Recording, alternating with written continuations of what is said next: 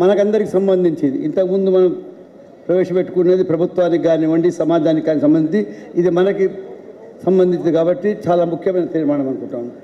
ఇది ఇప్పుడే అధ్యక్షులు గారు చెప్పినట్టు దీనికి ఒక అవసరాన్ని గురించి వారు చెప్పారు, దీని ప్రాముఖ్యత గురించి కూడా చెప్పారు.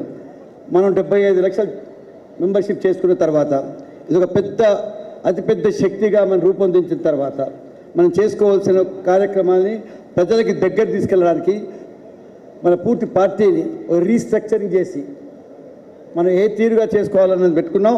3 సవరణలు ఈ నియమావళిలో చేర్చాలనుకుంటాం. ఒకటి, డిస్ట్రిక్ట్ కమిటీస్ ఇక ఉండవు. డిస్ట్రిక్ట్ కన్వీనర్ అనేటివాడు ఉంటాడు, కోఆర్డినేటర్. ఎందుకంటే ఏదైనా రాష్ట్రంలో డిస్ట్రిక్ట్ లెవెల్ లోపల కలెక్టర్తో కానివ్వండి, ప్రభుత్వంతో కానీ అనుసంధానం గురించి, సమన్వయం గురించి పని చేయడానికి ఒక కోఆర్డినేటర్గా ఉంటాడు ఒక మనిషి. కానీ అది కమిటీ కాదు. డిస్ట్రిక్ట్ కమిటీ ప్లేస్ లోపల మేము మన కాన్స్టిట్యుయెన్సీ కమిటీస్, శాసనసభ కమిటీలు పెట్టుకొని అక్కడ కాన్స్టిట్యుయెన్సీ కమిటీలు పెట్టుకోవాలనుకుంటాం. అక్కడ ఒక అధ్యక్షుడు ఉంటాడు.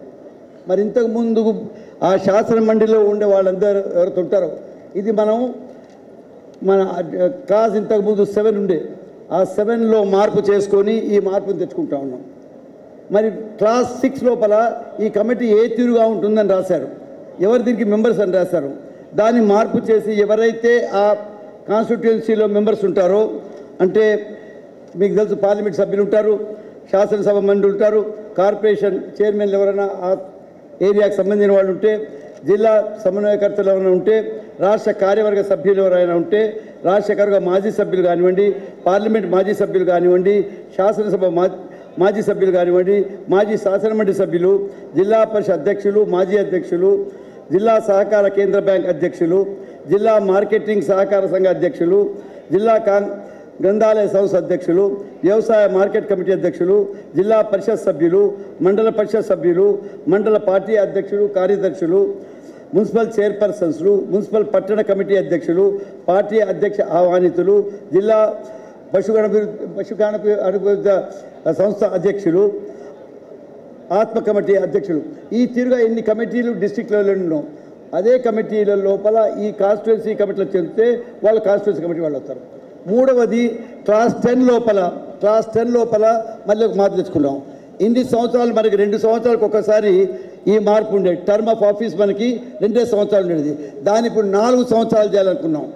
ఎందుకంటే కాన్స్టిట్యుయెన్సీ కాబట్టి ఎలక్షన్స్ లోపల ఎప్పుడున్నా అక్కడ కన్వీనర్ అధ్యక్షుడు, ముఖ్యంగా అక్కడ ఎమ్మెల్యేనే ఉంటాడనుకుంటాం. లేనప్పుడు కన్వీనర్ ప్రెసిడెంట్ గారికి అధికారం ఇచ్చాం, ఎవరినైనా అధ్యక్షులు పెట్టడానికి వారు ఉంటారు. కాబట్టి ఆ టర్మ్ని పెద్దగా చేయడానికి 2 బదులు 4 చేసాం. తద్వారా మనం ఇప్పుడు కోరుకున్నది క్లాస్ 6, క్లాస్ 7, దెన్ క్లాస్ 10, ఈ 3 క్లాసులలో దీనికి సంబంధించింది ఏది డిస్ట్రిక్ట్ నుంచి మనం కాన్స్టిట్యుయెన్సీ కమిటీస్కి పోవడానికి ఏదైతే అవసరమో దాన్ని మనం తెచ్చుకున్నాం. మీరందరూ పూర్తిగా ఏకీగ్రీవంగా అందరూ దీన్ని ఆమోదిస్తే దీన్ని మనం పూర్తి చేసుకుంటామని అనుకుంటున్నాం. దీనికి అంతకుముందు మన కృష్ణమూర్తి గారు దీన్ని బలపరుస్తారు. రూల్ ప్రకారం ప్రతిపాదిస్తే ఇంకొక దాన్ని బలపరిచే అవసరం ఉంది. దాని తర్వాత మీరు ఆమోదించే అవసరం ఉంది. కాబట్టి మీ ఆమోదన చాలా ముఖ్యం. మేము కృష్ణమూర్తి గారిని దీన్ని బలపరచమని కోరుతూ ఉంటాను. కృష్ణమూర్తి గారు.